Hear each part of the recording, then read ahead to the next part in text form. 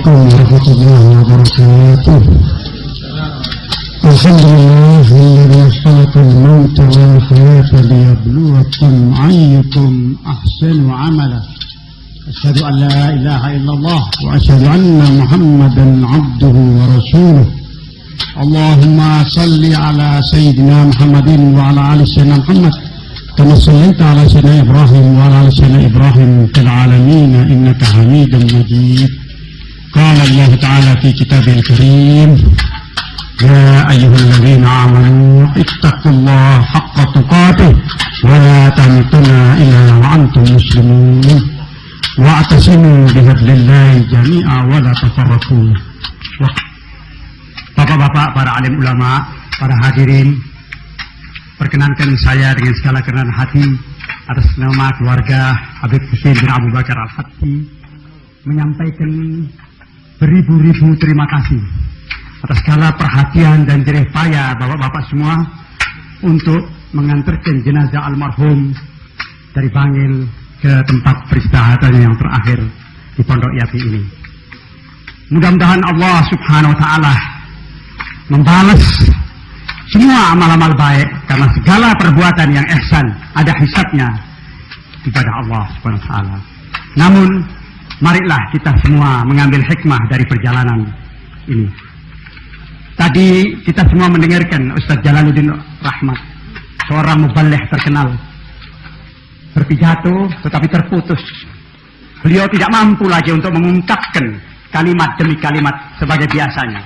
Biasanya beliau kalau berpidato lancar, terang, dan sungguh nikmat mendengarkannya. Tapi hari ini dadanya penuh sesak oleh perasaan karena ditinggalkan oleh seorang manusia yang prima.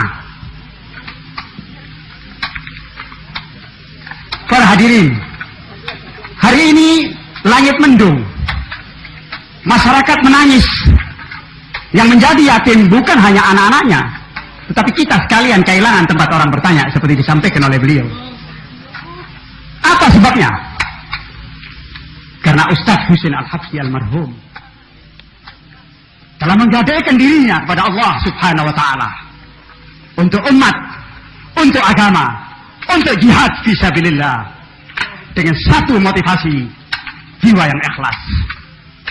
Rasul junjungan kita Nabi besar Muhammad sallallahu alaihi wasallam bersabda, "An-nasu halka illal alimun wal alimuna halka illal amilun wal amiluna halka illal mukhlisun wal mukhlisuna ala khataril azim." Rasul menjelaskan bahwa manusia itu tidak punya nilai, tidak ada harganya kecuali kalau dia berilmu, dan orang yang berilmu tidak ada harganya kecuali kalau dia mengamalkan ilmunya.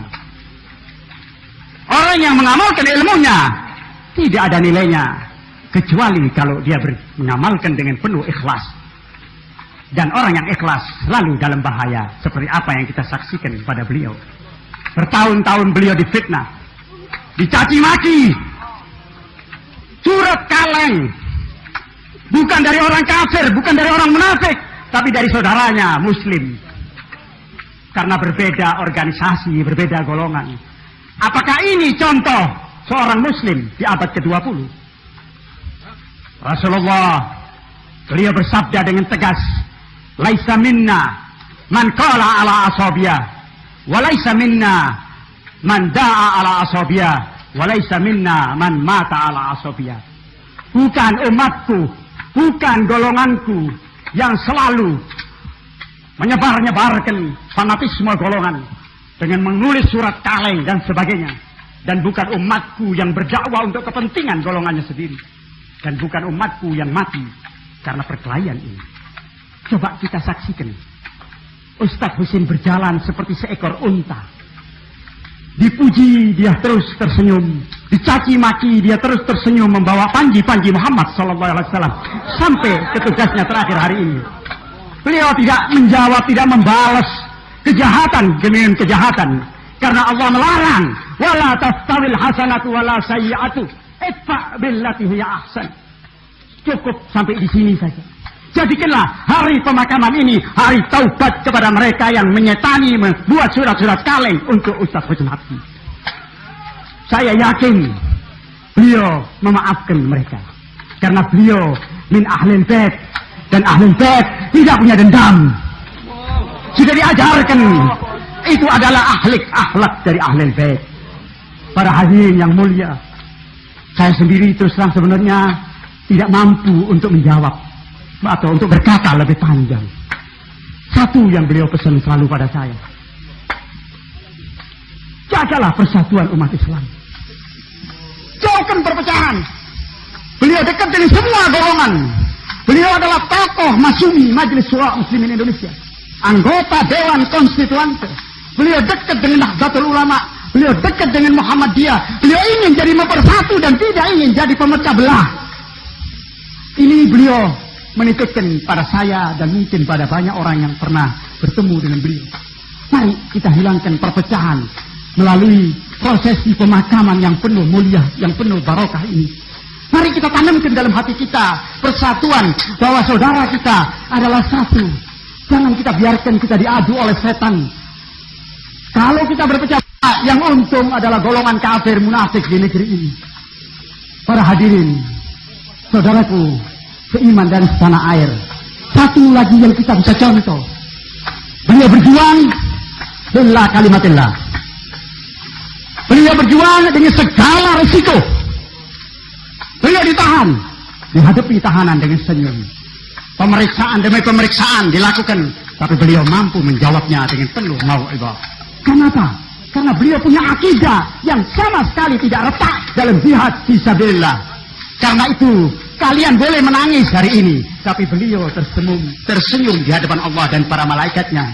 Wala saat kita berjalan mengelilingi ini, saat kita semua menangis, Al-Habib As-Sayyid Husin bin Abu Bakar Al-Habsyi rohnya sudah diiliyin, dihibur oleh Allah dan para malaikatnya. Karena itu lepaskanlah kepergian dia dengan penuh doa, dan kita akan menemui dia kelak. Karena semua kita akan mengikuti jejak beliau. Tetapi apakah sama nanti kita di akhirat? Kitalah yang menentukan. Di tangan kita ada kunci kebaikan dan kunci kejahatan. Wa hadainahun najdain. Mari kita pakai kunci kebaikan. Faman kana yarju liqa'a rabbih falyamal amalan salihah wa la yusyrik bi ibadati rabbih ahada. Ini perintah Allah yang disampaikan melalui junjungan kita Nabi Muhammad SAW. Barang siapa yang ingin diterima seperti beliau di hadapan Allah dengan penuh kehormatan, maka perbanyaklah amal soleh dan jangan sekali-kali menyekutukan Allah dengan sesuatu pun. Saya tidak perlu ragu. Mengapa? Buktinya ribuan orang hari ini menangis. Mengapa kita semua datang di sini menghormati beliau? Karena beliau adalah orang yang ihsan, orang yang banyak dibutuhkan oleh orang lain, dan beliau orang yang mulia di hadapan Allah Subhanahu wa taala. Karenanya para hadirin muslimin dan muslimat rahimakumullah, khususnya para ulama, teruskanlah perjuangan Habib Husin ini. Beliau tegar untuk menegakkan kalimat Allah di bumi Indonesia. Para wali telah menanamkan tauhid. 90% telah beragama Islam. Jangan biarkan golongan kafir menggerogoti sisa yang 90% ini. Berjihad fisabilillah adalah sesuatu yang wajib kita jalankan kalau kita ingin selamat kelak di akhirat. Sesuai firman Allah, ya ayyuhalladzina amanu hal adullukum ala tijaratin tunjikum min adabin alim tu'minuna billahi wa rasulih wa tujahiduna fi sabilillah bi amwalikum wa anfusikum dzalikum khairul lakum in kuntum ta'lamun. Shadaqallahul azim. Hai orang-orang yang beriman, maukah engkau aku tunjukkan satu perdagangan yang akan membebaskan kamu dari azab yang pedih kelak di pada mahsyar? Berimanlah pada Allah dan Rasulnya, dan berjihadlah fisabilillah dengan jiwa dan hartamu. Coba tanya, apa yang ditinggalkan Ustaz Husin? Seluruh kekayaannya telah diserahkan untuk masyarakat berupa pondok ini. Ini kita punya kewajiban untuk menjaga pondok ini setelah beliau pergi. Karena pondok ini adalah peninggalan dari beliau untuk meneruskan jihad fisabilillah. Berapa banyak buku-buku tafsir Al-Quran yang tidak dicetak oleh beliau? Semuanya ini adalah bukti bahwa beliau telah melaksanakan amal-amal solehnya. Mudah-mudahan arwah beliau hari ini bergembira, diterima oleh Allah di Iliyin. dan diberikan oleh Allah di sisinya rezeki seperti apa yang dijanjikan oleh Allah Subhanahu wa taala. Mudah-mudahan kita yang hadir bisa mengambil hikmah, menirukan jejak-jejak beliau untuk terus berjuang fisabilillah, menegakkan kalimat Allah di bumi persada tanah air tercinta ini. Amin ya rabbal alamin. Sekali lagi saya atas nama pribadi dan nama keluarga menyampaikan banyak terima kasih dan mudah-mudahan Allah membalas. Wassalamualaikum warahmatullahi wabarakatuh.